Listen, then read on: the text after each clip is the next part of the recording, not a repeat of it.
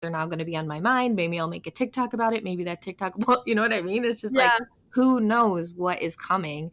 So that's just so cool. And I think a lot of people can resonate just with that. Like, how the heck did I get here? And then it just gives you more confidence in like making those changes moving forward if you feel like you want to. So it's like, as somebody who watches you from afar on social media, you seem so disciplined. Like, you are very consistent with your content. You show up consistently and very professionally, in my opinion. So is that something that you feel like you kind of established that type of mentality and like practice from ballet? Or yeah. I always say that I think ballet really helped me in my career now. And I Hmm. think a lot of the reason is because of the discipline. I Hmm. also think that it could be a little bit of a crutch sometimes because since I was a dancer, I have a lot of perfectionism in me because of Hmm. the years that I was trying to literally be perfect as a dancer. Hmm. And so that can be quite hard in social media because, as you probably know, there's a lot of comparison. There's a lot of, trying to look perfect, trying to have a perfect life, trying for my content to be perfectly edited. And that can really, really hold you back. So I do think that, again, ballet gave me like the discipline that I really thrive with when it comes to social media, but it also gave me that perfectionism and comparison factor that I still struggle with on social media.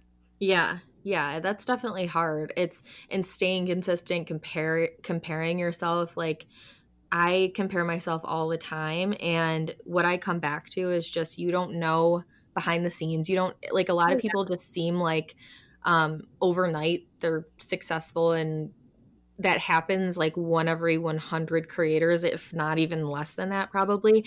So, but it's just so hard. And I'm always wondering, like, how long is a typical amount of time for me to just wait until something happens for me? But then you're like, well, something's happening every day. Like, there's just so many competing mindsets. It's like, so yeah, that's hard. And I think that goes into every career. You feel like you want to do more, and you want to improve, and you want to move up that ladder, but you feel like you're not going anywhere, but you are. There's always the little tiny steps. So now you're doing social media management, and are you helping people be social media managers, or you're just helping people do social media, if that, like, brands and yeah. stuff? So as of right now, as a social media manager, I help business owners to promote their products, to see better results, to see more sales when it comes to social media. Specifically, I do mostly Instagram, but I also do TikTok, YouTube Shorts now, like all the things. But I mainly do work with mainly women who are trying to grow like a personal brand with whatever business they're in. So a lot of Hmm. like fitness coaches and Hmm. people in like the health industry where it's like their personal identity revolves around what they're trying to sell. Hmm. That's typically who I end up working with. But I have worked with like product based businesses as well. But Yeah. I love working with creators who like want to Hmm. film and are Yeah. excited about it. Yeah, that's me.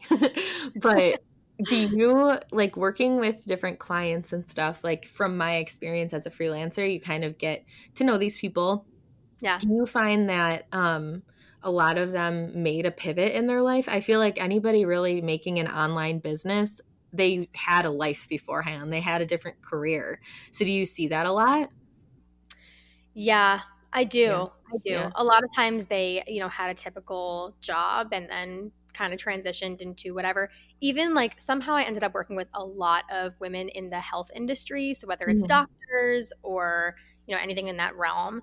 And a lot of them even, they had physical location businesses, maybe even they still do, but now they have online, Mhm. one-on-one type of like telehealth things like Mhm. so even just the transition of like okay I used to do everything in person and now online like I feel like there's just so much more opportunity so yeah a lot of people either had like a career change or just like a drastic change in that they used to do everything in person and now they're sort of opening up into this online world that really opens up a Yeah. lot of opportunities for a lot of people. Oh my gosh, yeah. And that's just goes to show it's another thing that not really popped up, but once you're introduced to this other like way that you can work and get money and build a career, it's just, you never saw that coming, and it's a whole other door. So it's just really cool to think about. And I am so obsessed with like helping people create a business out of things that they like unsolicited advice. I need to stop. But a lot of people I just feel like have so much potential. It drives me crazy. And I feel like maybe you have that same mindset. Like, do you feel like you want to just take control of somebody's social media and be like, you could be doing all of this and seeing all this success? Like, do you feel that way?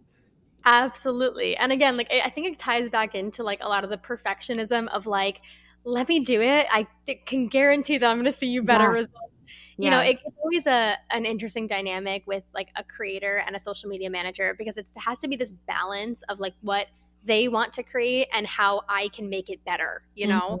Mhm. Mhm. Um, so yeah, definitely like I feel that of like, I want to see you get better results, Yeah. please, please, please. Yeah. But it's ultimately up to them. Like if A, they're willing to invest, and then B, if they're willing to trust me, because that's also really, really hard as well, Yeah. to trust someone else with essentially your baby, what you just built, you know? Yeah. I've been a social media manager for like 2 years. I've done it not as much as freelance writing, but it's weird because I don't use nearly as many of the tips and beliefs that I have and systems on myself as I do on my clients. I don't know Yeah. what it is about that, but it's almost like I don't know what it is, but I feel like I wish I did. So if somebody wanted to like hire you, what would you take over for them? Do you do more strategy or Yeah. Well, first of all, I could tell you what it is. It's because it's a lot easier to tell someone else what to do than to do it yeah, yourself. And that yeah, goes that's with true. anything. I mean, literally that goes with anything. It's so easy to talk the talk, but it's so hard to actually do it. Yeah, definitely. But basically, the way that I work with business owners is through social media management. Typically, I will, take over the content creation. So, maybe they're filming the videos and our team edits everything and, we do the posting for them as well. So it really saves a lot of time because, it does take up a lot of time to spend every single day, editing Mhm. stuff and filming stuff and then posting it and doing the whole shabam. So we take a lot of that stress out of the business owner's hand, which is always Mhm. nice. And then I also do coaching as well. So that's where like strategy comes in. With my management clients, we do strategy as well. I help them plan out content ideas and things like that. But Mhm. I do also offer one on one coaching for business owners who maybe don't want to jump into management just yet, but still need that like strategy aspect. Right. Yeah. And I feel like there's so many different opinions. I think that's one of the things too. Like you're 100% right. It's easier to talk about it and tell somebody else to do it. Oh, And yeah. it's not so personal, I feel like I just feel as a copywriter, I talked about this in another episode that's going to be up I think next week, but as a copywriter, I feel like I put all like my heart out there because I'm like I think this is funny. I think this is like cool and good and that just is so nerve-wracking to me because I just never had that confidence like no I am funny or like no I am good at this. Like it's hard to claim that and be like okay I think this is good enough to show the world. You know what I mean? I just posted an episode with Michelle Caruana and she went from brick and mortar to online business. She's an online entrepreneur like us and she makes her money that way. She makes a lot of money that way. And dedicating so much time and effort to an online business is hard for other people to understand. So I guess I'm going another way with this question. But so how do you kind of work it into every day? Like are you engaged or are you married? I'm Neither. not married and I'm not engaged, Oh, but I I'm do sorry. have a boyfriend. Like a long term Soon. boyfriend, right? Yeah. Soon. Yeah, Okay. we live together. We moved together across the country. Okay, yes. So So yeah, does we're does he understand like what you do and like how does being a woman entrepreneur online like how does that work into your life? Like I guess I just am curious how you go day to day and like how it yeah. impacts your life. Yeah, so with him, it's actually really great because he actually does help me a lot too, which Oh, is really nice. nice. Yeah. It took a lot in me to allow him to help me because I'm an Mhm. independent woman. Yeah, I get that. But he does help me now, which is really nice. So he does a lot of the video editing for our clients, and so it's been insanely helpful. So he's been really supportive, which is really good. And then just in terms of like, everyday things, I mean, I think I feel really lucky that in this day and age, it's so normal to be an online business owner. Mhm. Like, it's not taboo. It's not even becoming taboo to like be an influencer anymore. Like Mhm. I remember that when I first started, which was back in like 2020, and I was selling hair care and skincare on Instagram. That was like the company that I was a part of, and I was selling it Mhm. on my page. And I remember my friends like thinking it was so weird and like almost like, like making fun, but like just joking around, like as friends, Mhm. whatever. But Mhm. saying like, why are you doing that? Like, whatever. And I remember being like, okay, is this like embarrassing? Like, should I not be doing this? I was so embarrassed to like do Mhm. this. But Mhm. nowadays, I feel like more and more people are becoming influencers.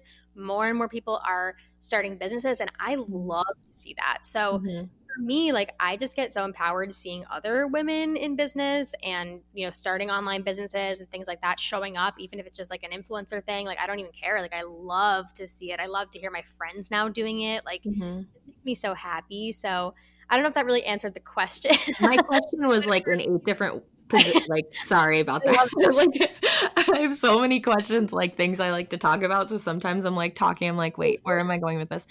But no, that did answer the question, and I think it brought up something else. So, where did you get that confidence and, like, determination to just keep going if you were so embarrassed? Um, oh my gosh, it was so hard. So Mhm.